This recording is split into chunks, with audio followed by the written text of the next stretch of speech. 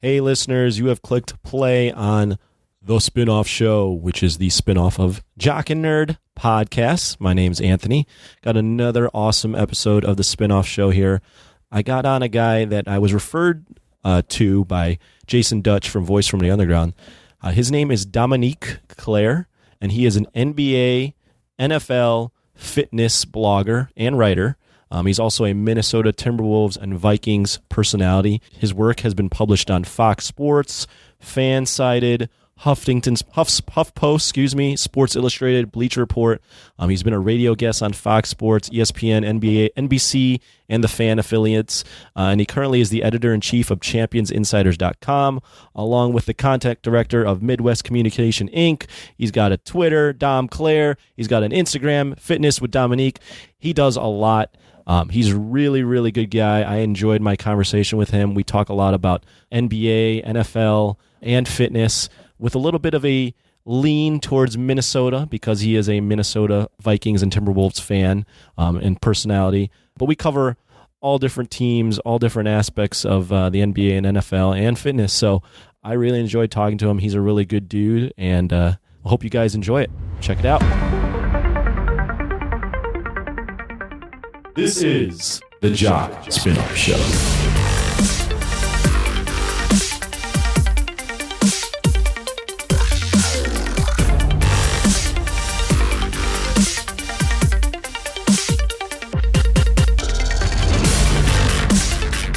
Dom, how's it going, man? It's going good. Good. How do you say your full name? Is it Dominique? Yep, Dominique. A lot of people say Dominic, but it's Dominique. Dominique. There's a little extra on the end there. It's French. Bonjour. What's up, buddy?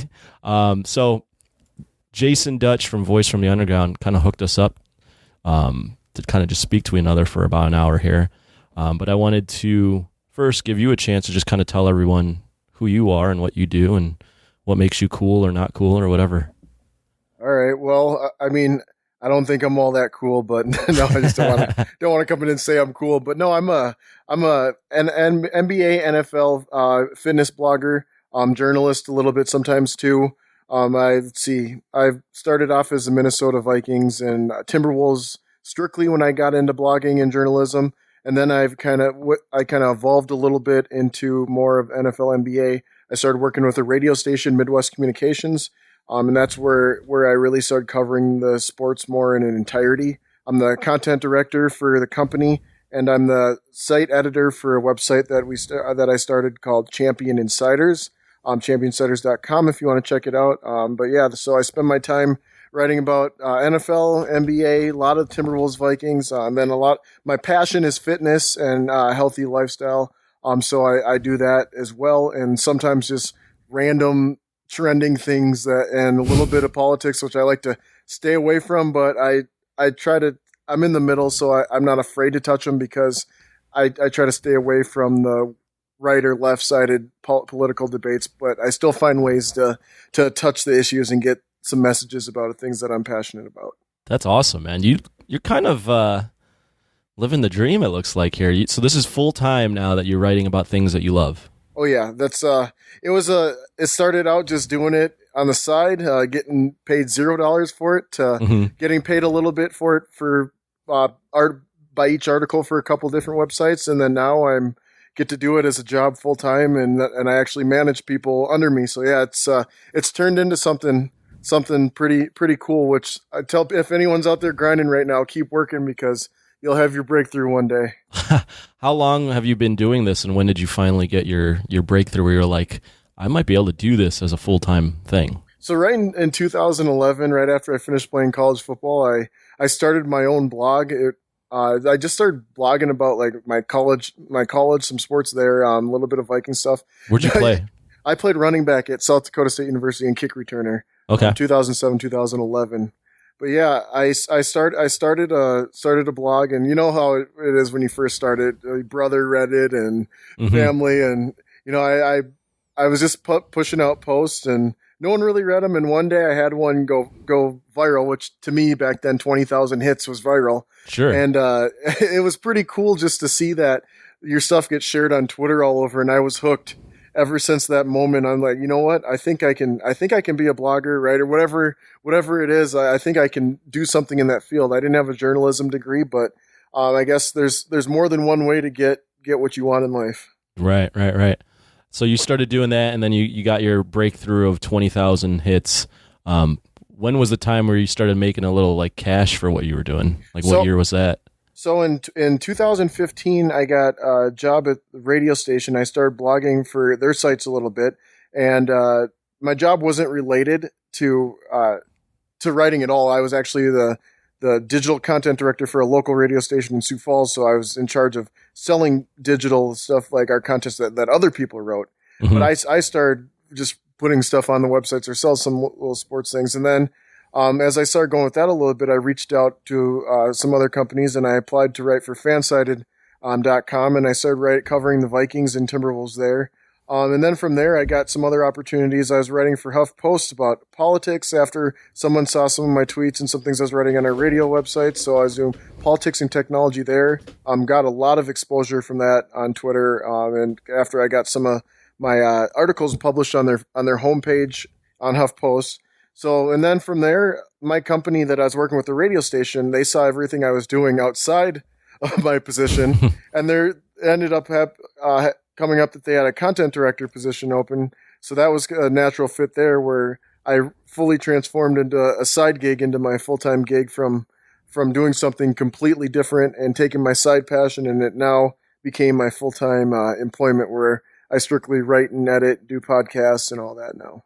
So from what it looks like to me, you kind of just kept plugging away, and you just caught some breaks. But you caught some breaks because you stuck with it. Yep, exactly. And it kept getting noticed by people, or I would just apply something. And one thing I like to tell people is don't be afraid to ask for something, because there's always people looking to add someone to their team, even if they're not looking. But if it's right, and you just be ready to prove yourself, and I was, and I just hit in some areas, and that's kind of how I got to where I am now. That's awesome, man.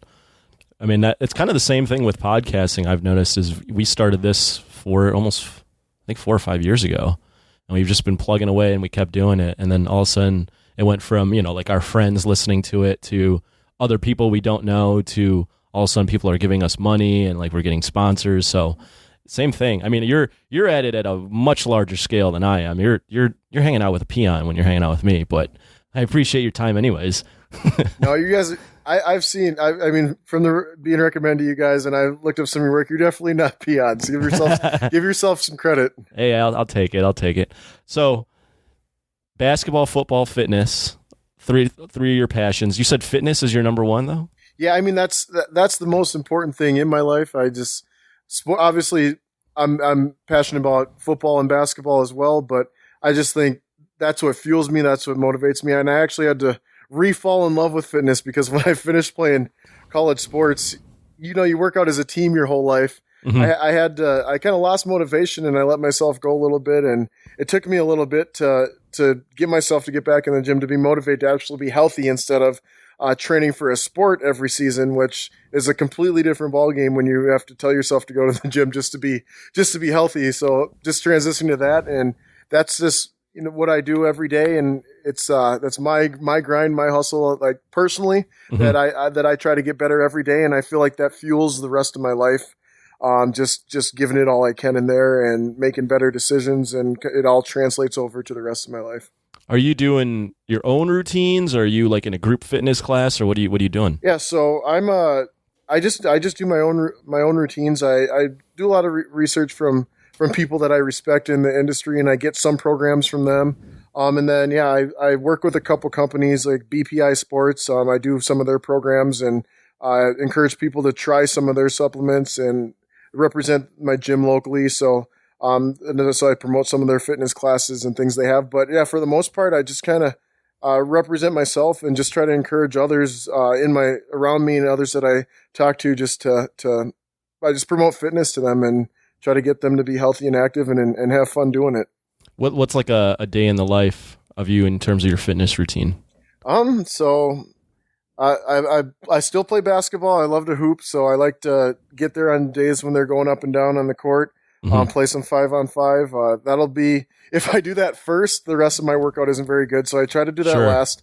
But yeah, let's say it's one of those days. So I'll do about an hour workout, then about half hour of normal cardio, and then play basketball after that, and finish up with abs about 2-3 days a week, and then go home and start the recovery and get back to writing some blogs, podcasts, and all that. So I like that you finish with abs, core work. Nice.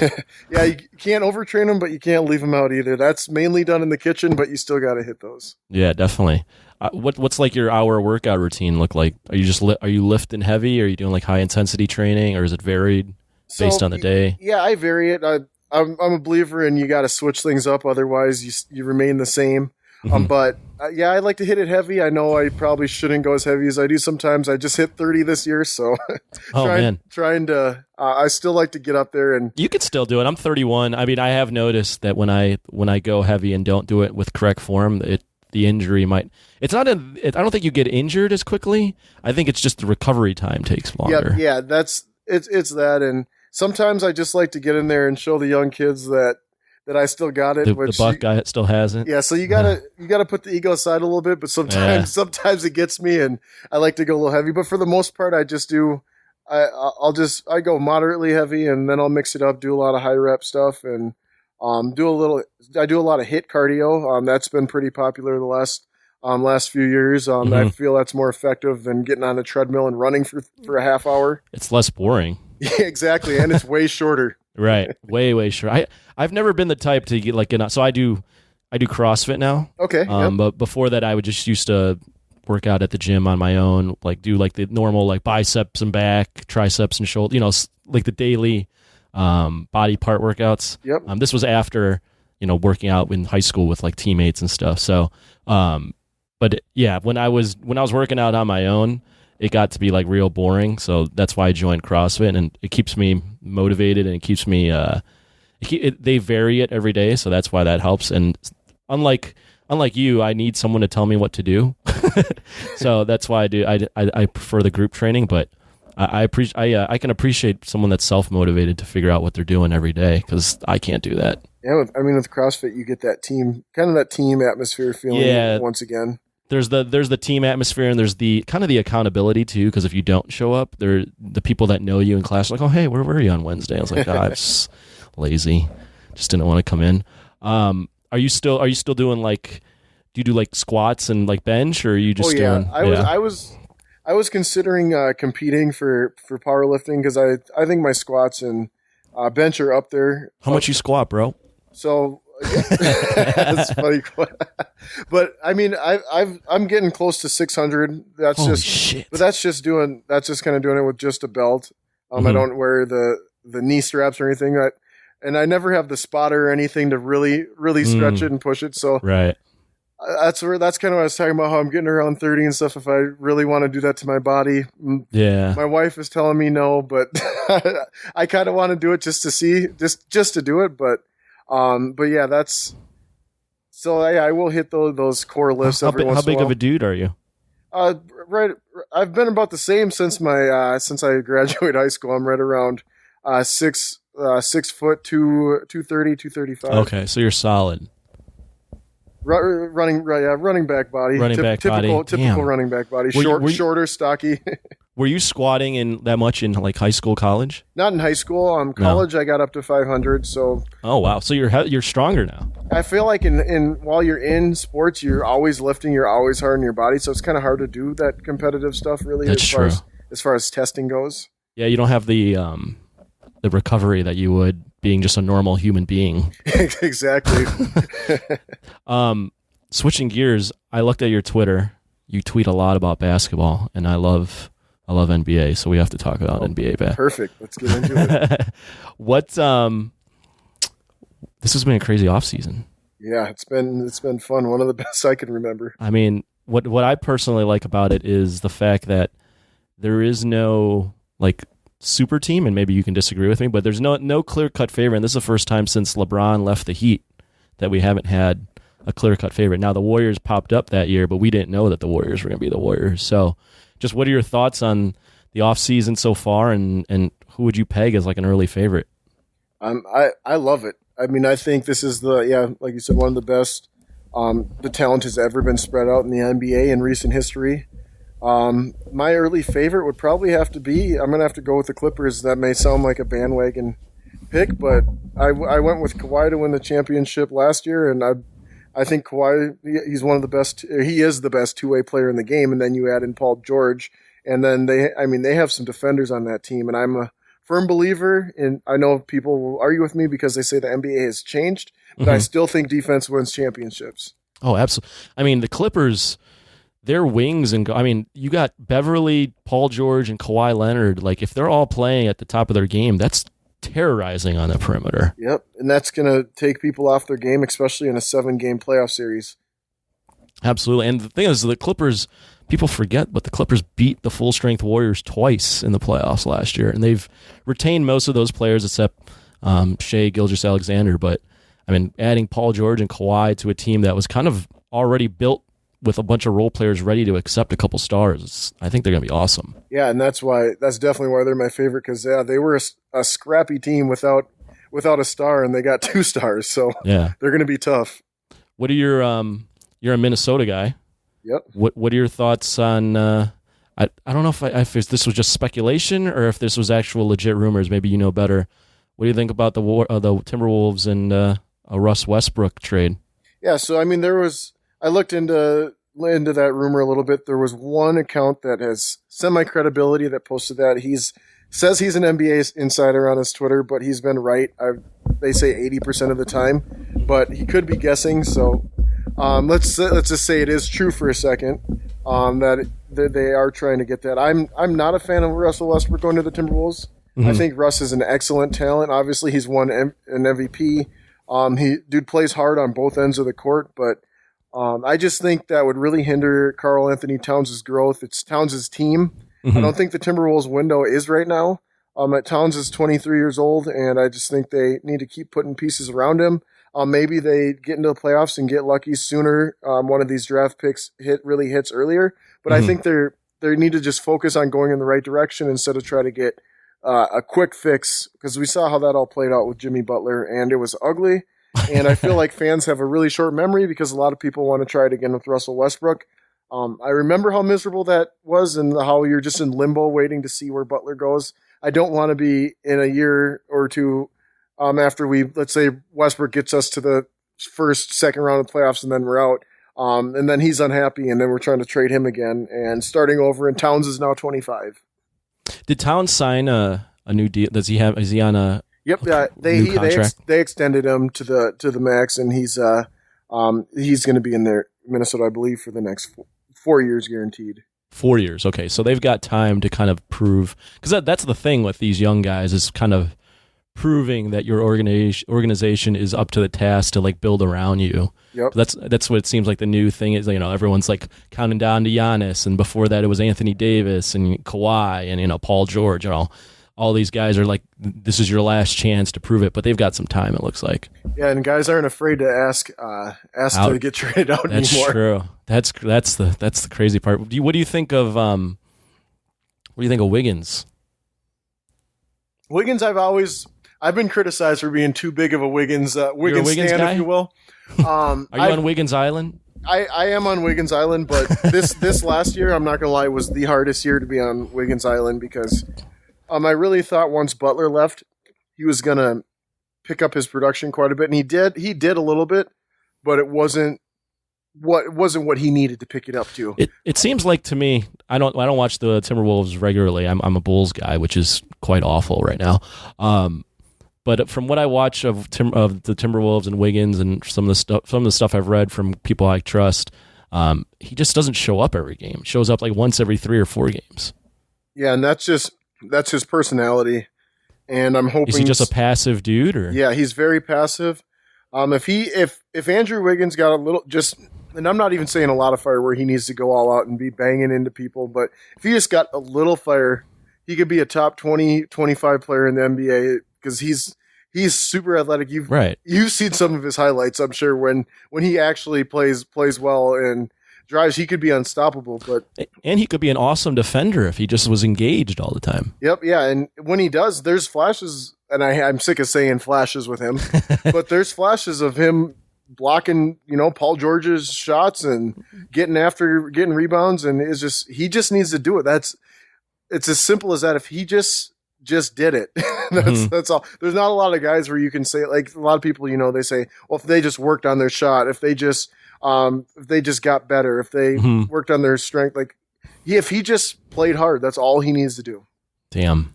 Oh, I know. I was thinking of this while you were talking about Jimmy, and then it slipped in my mind. But I just remember now. So I heard from one of my guys, and I don't know if this is true at all. I heard that a lot of the tension between Jimmy and the Timberwolves was the fact that Jimmy slept with Towns' girlfriend. Did you hear that? Was that true? Yeah, I did hear that. I didn't put a lot of weight into that. I saw Towns joked about it a little bit. I think that was just a rumor. Someone TMZ trying to get some clicks or hits. I saw that floating around for quite some time, and I never put any weight into that. I was just surprised how that whole, like when Jimmy went to the Timberwolves, I'm like, oh, this is good. Like he's gonna be back with Tibbs. He's around like some young guys. Like this will be good. And I'm surprised it like flamed out so quickly.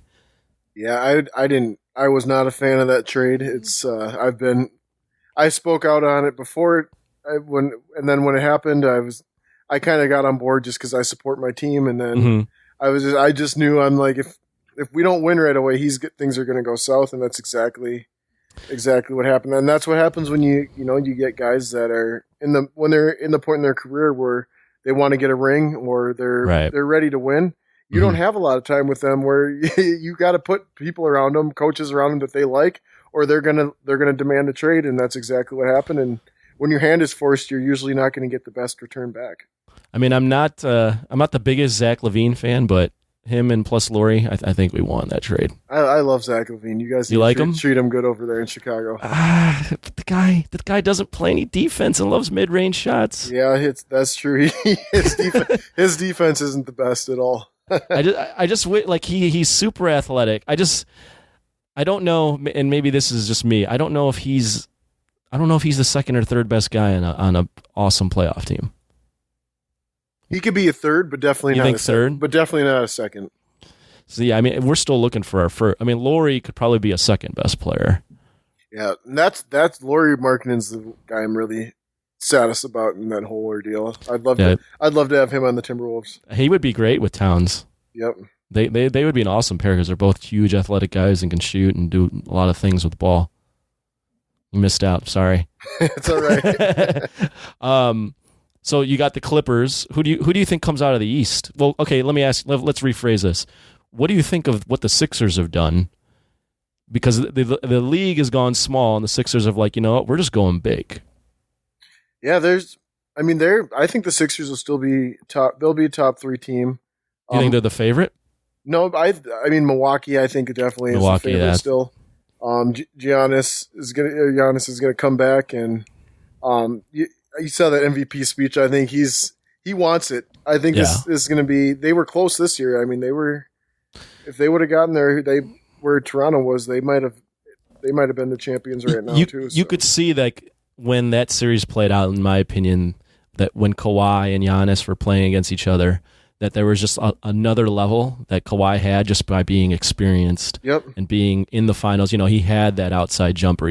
Whereas Giannis, he will shoot the three. He'll shoot those jumpers, but he likes to just bulldog his way to the rim. And he needs to add that extra layer of his game where he can just create off the dribble and shoot an outside jumper. And I think he'll get there, but you could just see that it wasn't his time yet. No, I definitely agree with that. And I think his time is coming. Mm-hmm. That's Milwaukee's a team to watch out for. Outside of that, watch out for Boston. I know they got rid of Kyrie, but there's one thing people forget is they were better without Kyrie last year.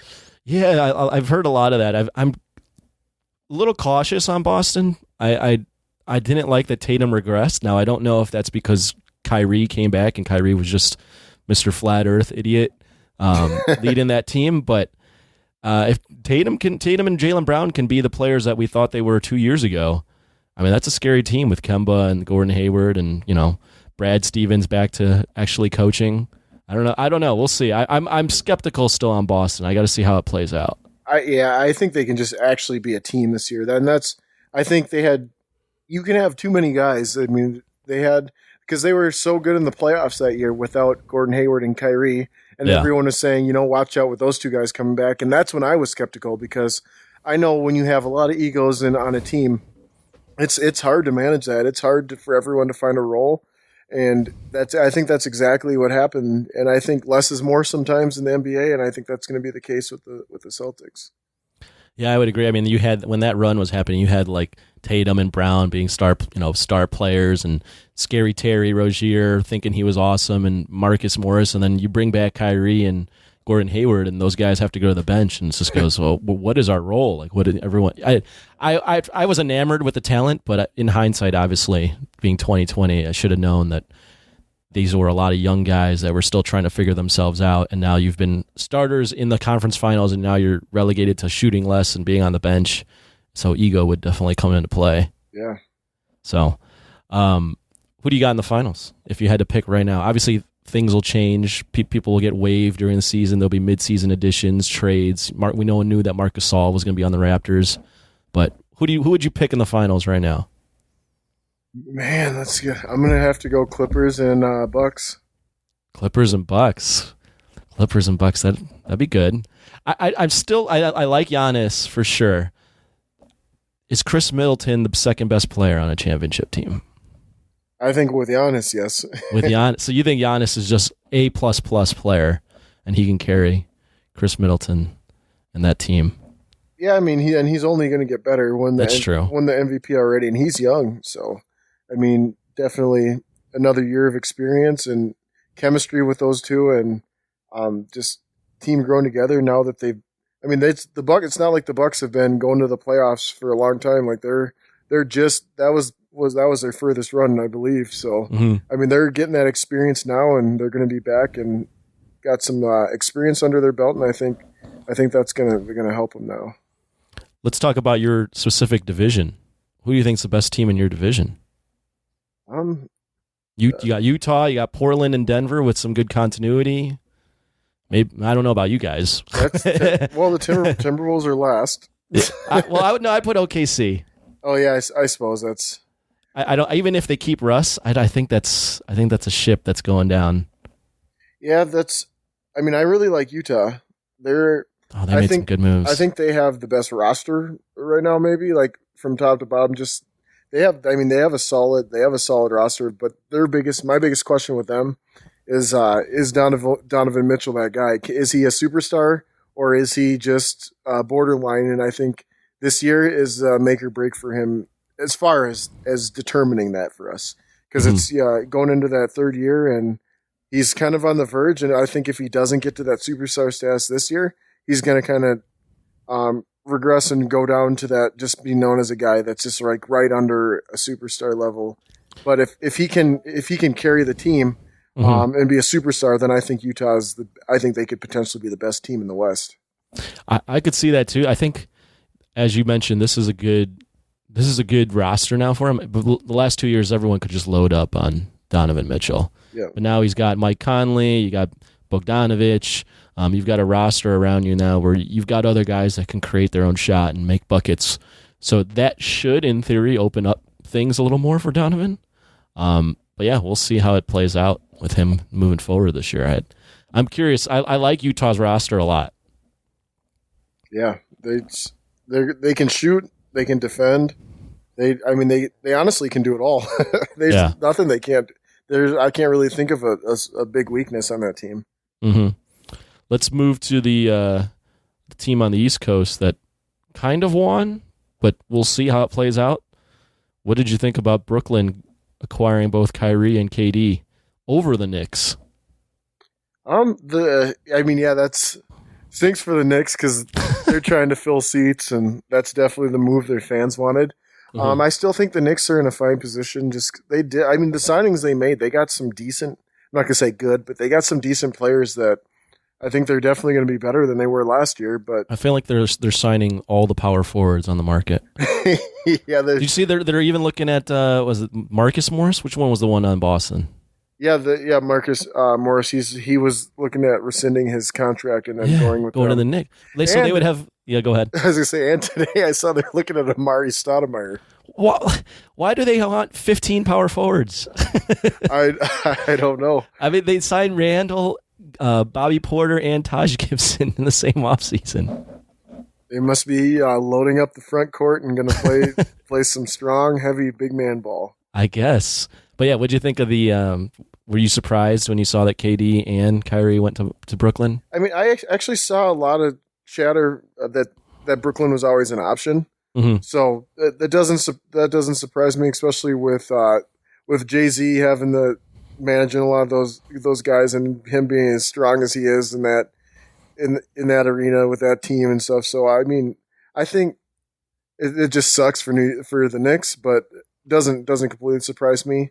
Mm-hmm. As far as how they're going to be, I'm really worried about Durant coming back from that injury. That's a tough one to come back from. And a lot of the guys that have come back from that, 80% of them were out of the league within 6 years or 5 years after that injury. So Durant can shoot, so that does help him. And he's 6'11", so that helps him there. But it's still kind of a gamble if you think about it with 100%. With the Nets there.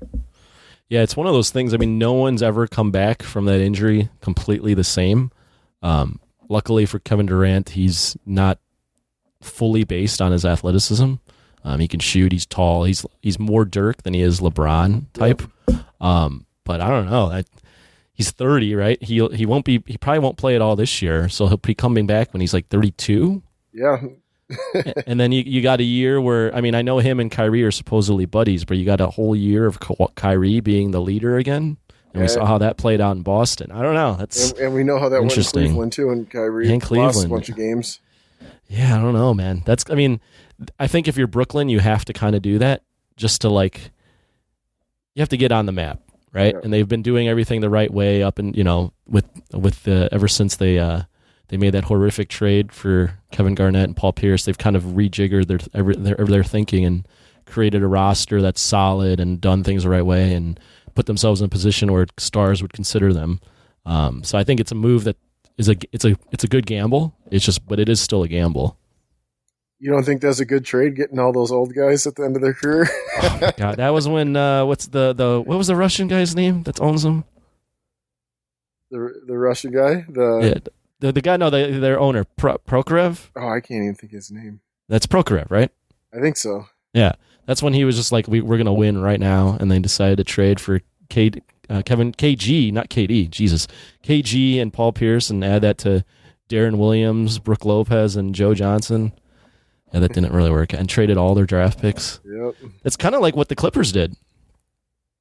Yeah, in a sense, those guys are a little younger. Yeah, a little younger. I mean, you're getting Kawhi, who's top 5 at the very least, and then Paul George, who was an MVP candidate all last year, and probably, would you consider him top 10? Oh yeah, Paul George, he's definitely top 10. What do you think Cat's potential is in getting to like the top 10? He's close. He's definitely top 15, top 20. Mm-hmm. I would say arguably. Obviously, I can't say for sure because it's always arguable. Right. But yeah, I would say, in my opinion, top 15. I can't see him past 20. But yeah, he just needs to. It's hard when you're on a team that's losing for people to really give you that respect. Because a lot of those guys that are in the playoffs, people see them. Towns, people just think of, they laugh like, oh, he's just a loser. So, well, I mean, but the whole Butler thing didn't do a lot for his public image. No, especially with saying he's soft and doesn't play defense and he doesn't want to play with him. That definitely didn't help. But he's his defense is a lot better than what his perception is. So I think this year, if they can somehow just put together some wins and just a solid season, I think he'll start getting that respect for being the leader of the team for a full year. And I think they have the potential to surprise some people this year. There's always surprises. People think they know who's going to be in the playoffs every year. I mean, look at the Clippers started the first part of the season as the 1 seed last year. Absolutely. And I mean, no one would have predicted a LeBron Lakers team wouldn't even make the playoffs. So anything. That West, though, is so tough. Like, there's only, I can only think of two teams right now that I would say are going to be pretty bad. Yeah. I mean, with I know the Suns, right, and the Grizzlies. Yeah, we'll see. We'll see how the Thunder play out, but everyone else has got a roster that could win, right? Yeah, even the Pelicans who made that big trade, I absolutely. think they might even be almost better than what they were. I think they have at least 10 talented players on their team. Yeah. I think they're going to be a really fun roster. I mean, some of their they signed favors, right, over the offseason. Yeah, and they grabbed Redick, and then you've got all those players from the Lakers who are all solid guys, and you add Zion, and how good? Well, let me ask you this: how good do you think Zion will be? So obviously I think he's going to be good. I just think he's not going to be what everyone is expecting, based on his college, just because of the fit. It's not like I'm trying to say he can't do it, but I just don't know how he's going to get his buckets, because he's not, really like a pure shooter, and yet he's big, but he doesn't have a post game. So I just think there's things that he needs to work on before he's going to be able to get buckets in the NBA consistently. I think he's going to get buckets, obviously, because he plays his butt off, and he's going to get those hustle points. He's going to dunk on people. He's going to get fast breaks, and he's going to score some points just because he's more athletic than a lot of people. But also, this isn't college anymore, and you can't, as you can see with a lot of other players, you can't rely on your athleticism. Yeah, I mean, I'm high on him. I'm not as high on him as everyone else, but I think he will be pretty good. But yeah, he's definitely got to develop a jumper. Just being big and athletic will get him far, but it won't. He's going to have to develop his game, and he's only 19 years old, so who knows? We'll see how good he gets. What do you think his numbers are going to be this year? Yeah, points and rebounds. Man, put me on the spot. I could see him being like 17 and 7 or something like that. 17 points, 7 rebounds. Maybe I was thinking my first thought was a double-double, but I'm like, is that too much for a rookie? Yeah, that's what I mean. Mine was I was like 12 and 10 is what I think he's going to start right away. But like I said, I think he has a very high ceiling, because he needs to work on those things, and he will work on those things. So it'll go up from there. But that's just my realistic expectations. I think he's going to get a lot of rebounds, but I think points, it's just those will come. But I think right away that's going to struggle a little bit. My biggest concern for him is he needs to have like awesome strength and conditioning all the time, because being that big and athletic, I feel like that can fall apart real quickly if you're not on top of your game all the time. Like the knees and all that stuff, and like the hips, like being 280 and being able to jump like that, it's awesome. But like, how often can you do that unless you're a physical freak like LeBron? And we all know that like LeBron's strength and conditioning is off the charts. And he goes and sits in a freezer for 2 hours a day and eats like as best you can, and like he spends a lot of money on his recovery. But I mean, good examples of what you're talking about. Look at Kevin Love and Draymond Green were two guys that were bigger in college and dominated people, and they had to lose weight. They both did. They both. If you look at their pictures from before, in order to play an 82 game season, they realized that they had to lose weight just to stay healthy and be able to make it through that. That grind. Well, the person I was thinking of that is similarly built and is kind of breaking down right now is Cousins. Yeah. He's 6'11", 270, 280, and no one's ever really touted him for his physical conditioning, and it looks like his body's just kind of breaking down currently. Yeah, I mean, he hasn't been able to make it through a season the last couple of years. So yeah, and he's signing minimum contracts with teams now. It's like this guy was due for a max deal, like a super max deal with the Pelicans, and then he tears his Achilles, and now he's just trying to hop on a team to win a championship. Yeah, he was once touted as the most dominating big man in the game. Yeah, so I mean, just crazy how I know very well from watching Derrick. I was at that game actually when Derrick Rose tore his ACL. It was one of the most traumatic things ever as a sports fan. I can only imagine as a fan, your franchise player. Did you grow up in Minnesota? Yes, I did. I was born in the Bahamas, and I went to school, elementary, middle school, high school in Minnesota. When did you come over here? When I was 5. Okay, so do you even like remember living in the Bahamas? Yes, I do. And I went there every single summer. My whole family lives in the Bahamas. Oh, that's awesome. You go down there every summer? I did, like when I was little. So, Oh, okay. So I remember it just because I always went back. That's awesome. What was it like? What's like your fondest memory of living in the Bahamas? Just I guess going out on the ocean and fishing with my cousins and my grandpa, and just living the life on the little island, and kind of. My mom grew up. She would send me to her old island, and it was just like small, like not a lot of running water, and I got to live that kind of life and Holy crap. live off the land a little bit. So it was an experience, I'll say. It's quite a dichotomy going from the Bahamas to what do you like? Are you just outside of Minneapolis? Yep. Yeah, I was outside of Minneapolis. Yep. That's quite. You go from amazing weather, like humid weather, to Minnesota, where it's similar to Chicago. It's probably even a little colder. Where like 9 months out of the year, it's just cold. Yeah, it was quite the difference. That's freaking crazy. All right, let's move on to your third passion before you got to go. All right. Football.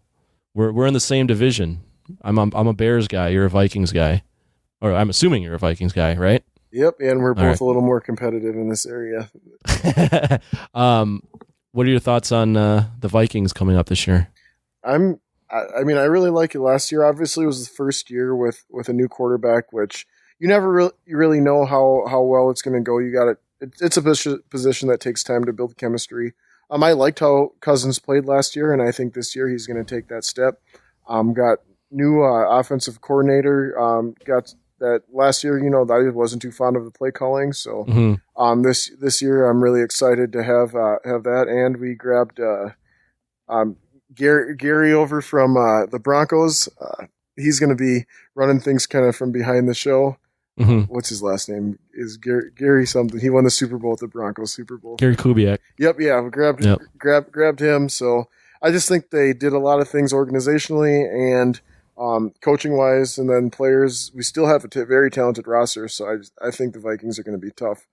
Your defense is still pretty talented. Yeah, I don't need to address the defense. They know what they're doing. Yeah, I mean it should be good. I say we as if I play. The Bears came out of nowhere, but made some moves where you could see them making a run last year, and they obviously surprised the league a little bit. Yeah. You got them, the Vikings. I guess the NFL is so crazy that you can't count on anyone. I don't really count the Lions right now, but I think Green Bay can bounce back too. Yeah, with Aaron Rodgers. Anytime you have one of the top 3 quarterbacks in the league, you have a shot, right? And they have a new coach. It's always new coaches scare me because you don't know what they're going to do. Yeah, I mean, obviously with us too, we had Nagy last year. If you being as unbiased or biased as possible, whatever, I don't care. Who do you think wins the NFC North? I'm going to go. I'm going to go Chicago Vikings. They both make the playoffs. Nice. And then I'll take it. And then Green Bay at about 8-8. Okay. And then Detroit at the infamous 7-9. Who do you have as an early Super Bowl favorite this year? Oh, it's so tough in the NFL. I know, right? In the NBA, it's so much easier to do that. It's so much easier. The NFL is just, I don't know what it is about it. I mean, if you're going to be safe, you got to go with the Patriots, right? That's the safest pick, but how long, Gronk retires. Is Brady going to just be awesome till he's like 75 years old? He could be.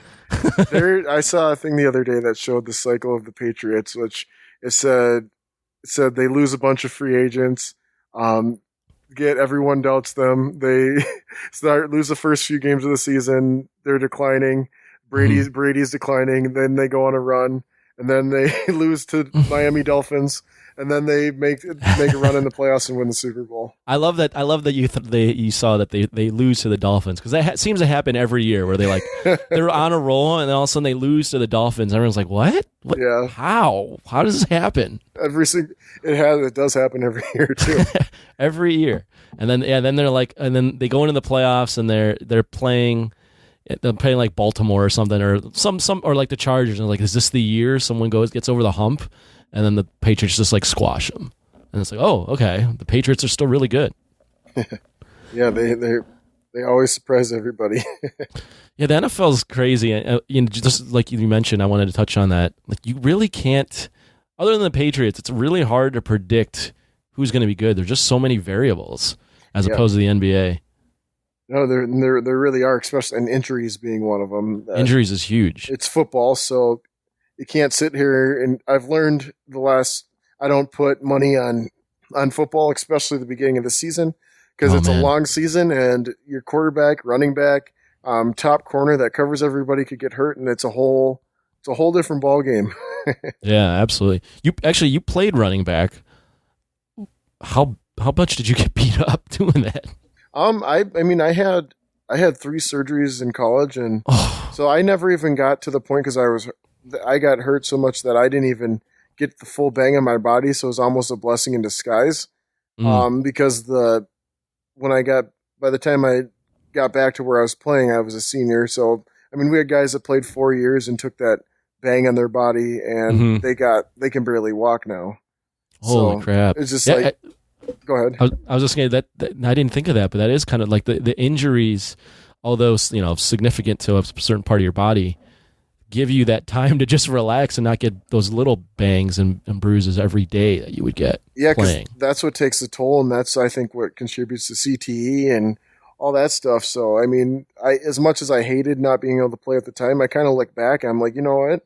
I might be kind of the lucky ones sitting on the side because I still got the experience. I still played a little bit, but I spent a lot of my time in the rehab room.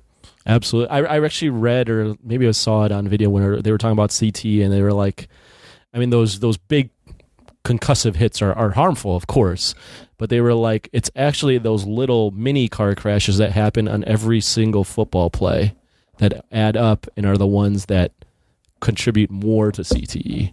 Yeah. And those are the things that are inherent in the game that you can't ever really avoid unless it becomes a different sport. Yeah, exactly. And those happen every single play. If you think about like a block, right? Absolutely. A fullback or running back going to block a middle linebacker, lineman hitting the D lineman every single play. Every play. Those heads are impacting. They're colliding full speed.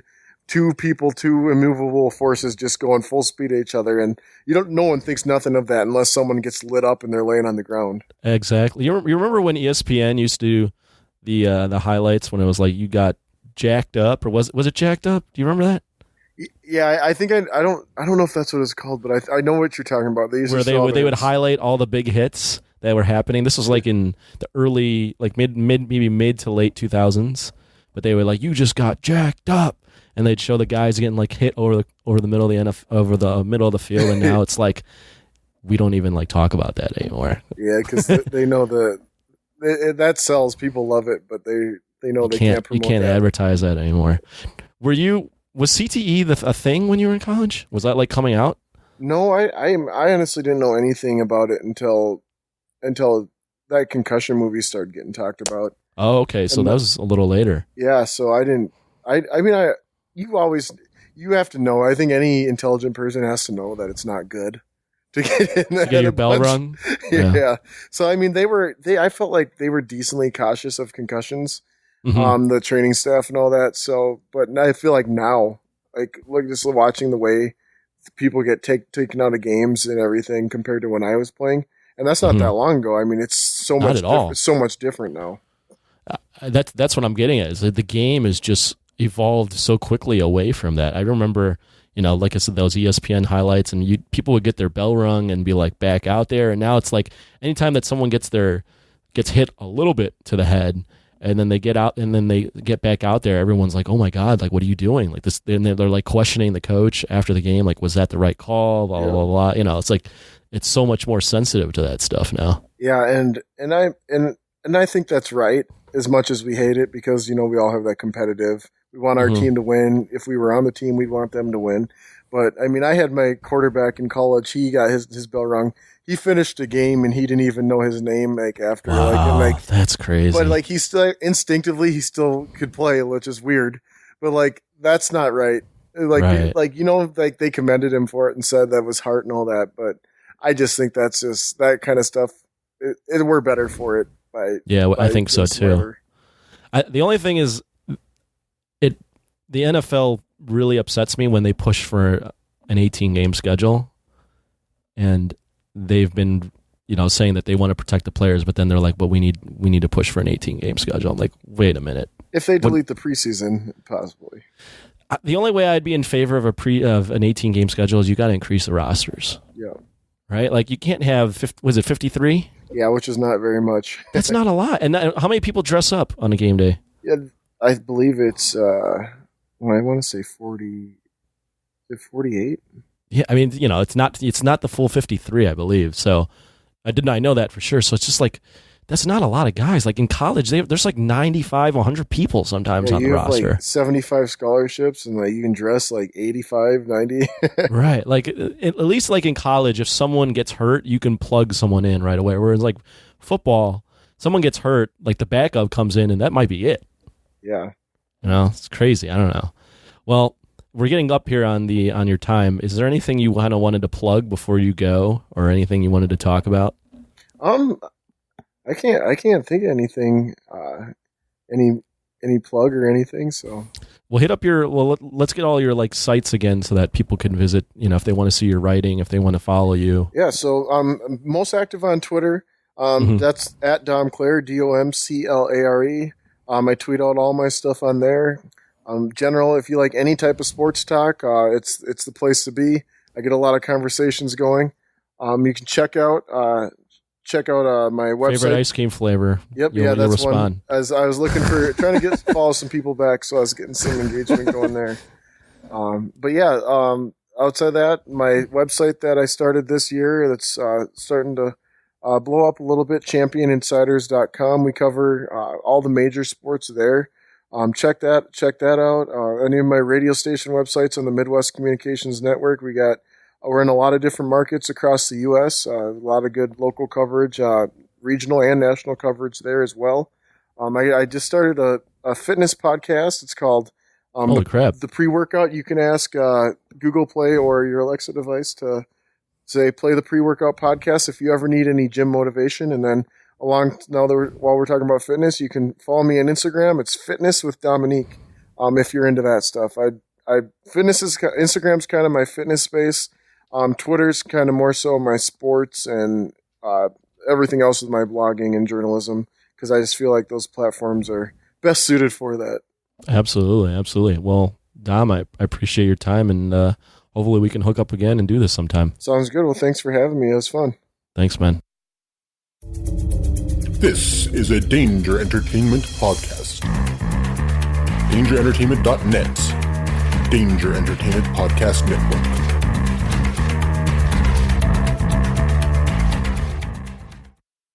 Hey, it's Brian. And it's Tony. From the Salty Language Podcast. Two friends that have been around each other for, 70 years or something, and... We're like a married couple that you hate. Yeah, basically, something like that. We talk about, just weird news, stuff that happens in our life, pop culture, really anything. We just have a nice conversation and make up stuff along the way. You can find us at saltylanguage.com. For sure. And beer you'll be fine. Well, also, you can find us on dangerentertainment.net.